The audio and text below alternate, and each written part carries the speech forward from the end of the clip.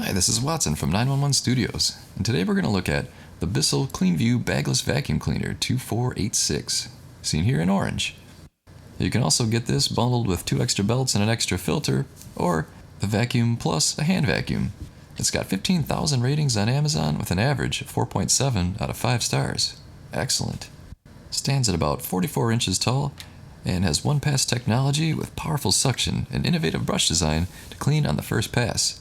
The scatter-free technology reduces scatter on hard floors, nice, and onboard storage keeps specialized tools including the turbobrush and the dusting brush, the crevice tool, and extension wand close by while you're cleaning. The powerful Multi-Cyclonic system has lasting suction that captures and keeps dirt in the bin where it belongs. It also has a large capacity, easy to empty dirt tank which empties with the press of a button. A 25-foot power cord, 6-foot hose, and a 13.5-inch cleaning path.